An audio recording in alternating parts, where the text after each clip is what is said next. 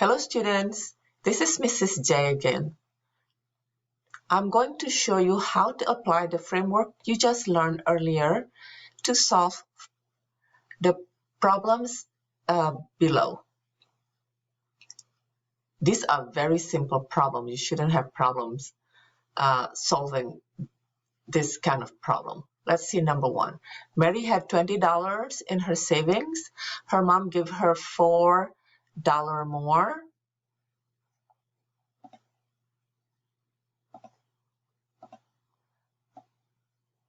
For doing her chores. How much money does she have now? So if you look at this framework, you know you don't have the total, right? Because the question is how much money does he have now? How much money does he have in all? And you know you don't have equal parts. So you know you need to add whatever she had in the saving to the one that she get from doing the chores. So let's write, okay, if I can do this without doing all this dot, it would be good. Okay, so find total dollars. Okay, my plan. I'm just going to draw my strip diagram.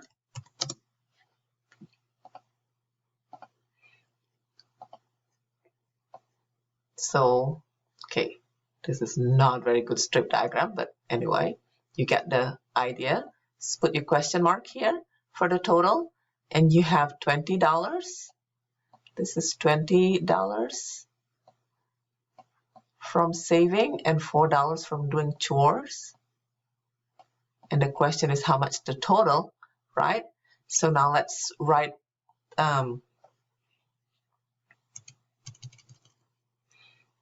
the equation. So you know the total is equal 20 plus 4, which is equals 24. So she now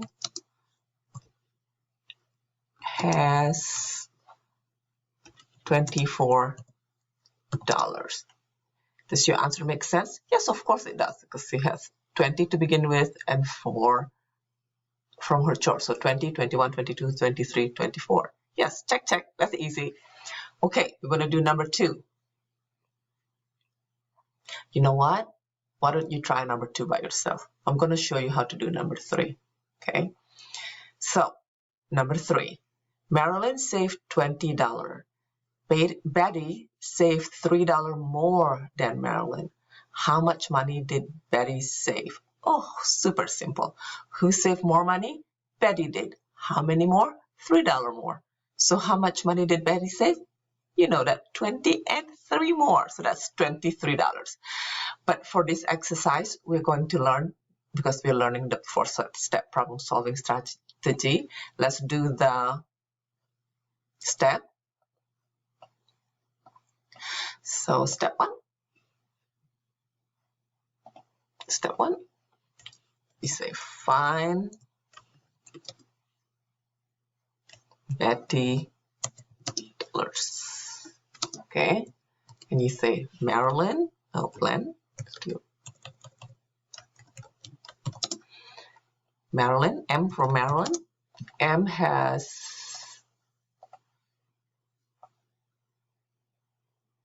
$20. By the way, kids, if you want fancy one, you can use a box and all that good stuff. But okay, we're not going to do fancy this time. Okay, Betty has $20, right? It's the same $20, but 3 more, right? So this is $20 and 3 more. So you know that Betty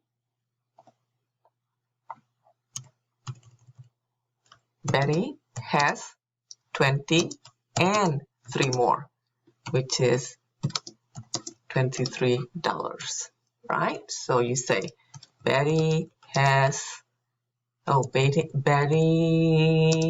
saved $23. Daisy dress, is that right? No, $23 dollars. $23. Okay. Now, I will do number 4. Okay, you know the drill. So we read it, Sammy and her 3 friends. So how many people are there? Sammy and her 3 friends. So those are 4 friends, right? So I cross it and I say 4 people spent a total, oops, I already gave you here. They spent a total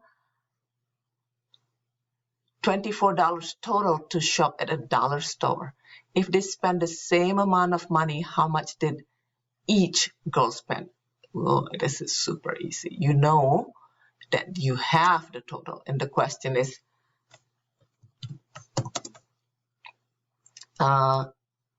dollars each girl spent, right? So you know the total in this case. Okay, I know I forgot to write the plan. Okay, so they have 20. Hey, don't move.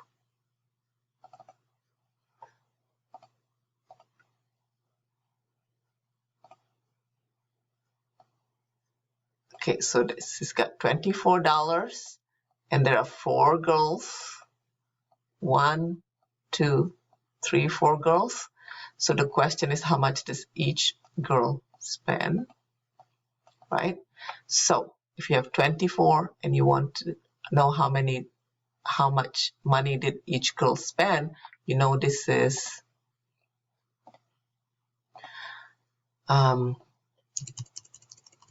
the equation is what? How do we find it? So you say 24, that's the total. I'm going to put G for girl, okay? Oh, by the way, if you have question, what with all the letters, Miss J? The letters are just for something that you don't know. When you are in like kindergarten, first grade, you always like this, right? Blank equals 24 divided by 4. But since we are in 4th grade, we don't use blank anymore. We use letters. Just because, not really. I'll explain later on when we get really deep into equations. That's just representing what you don't know. So the girls get how many? Spend how many? $6 per girl, right? So let's think about it. Each girl spent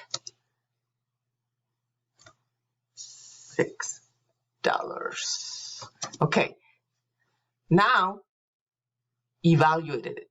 Since 6 times 4, that's right, it's 24, or 6 plus 6 is 12, plus 6 is 18, plus 6 is 24. So your answer is making absolutely 100% sense, right? Let's look at the last one. Number 5. A farmer has 7 ducks. Okay, a farmer has 7 ducks.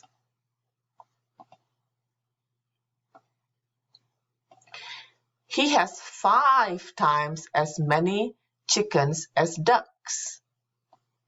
How many more chickens than ducks does he have? Oops, this is a little bit more interesting problem. A farmer has 7 ducks. He has 5 times as many chickens as ducks. How many more chickens than duck does he have? So you know this is not just one-step problem. This is a multi-step, it's 2-step problem, right? I always write that to remind myself. Okay, so the question is, how many more means subtract, right? You need to subtract the number of chickens minus the number of ducks. That's what you need to do to find the difference between the number of chickens and ducks. But we don't know how many chickens he has because we only know that the duck, okay, he's got how many? 7 of them, okay. So he's got 7, oops, wait, how do I do this? It's too big. Okay. He's got 7 ducks. Okay. Now we're looking at chicken. 5 times as many as 7, right? So you do, this is 7, another 7, another 7. Oops, that's not the same amount. I'm sorry, it's not same size, but you got the thinking because it's 5 times, right? Okay, this is the same, right? This is the same. So how many more chickens does he have than ducks? So you can do like this, you know, you can do 7 times 5 minus 7, or you can just take away this 7 because they're the same, and you can say 7 times 4, right?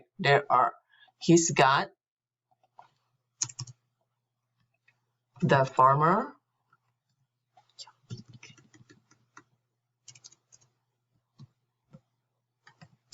has 28 more chickens than ducks.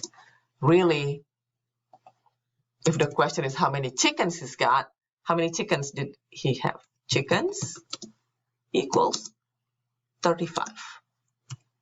Ducks equal 7. Chickens minus ducks equals 28. Or I could say C minus D equals 28. Like that. Okay? I hope this helped you with how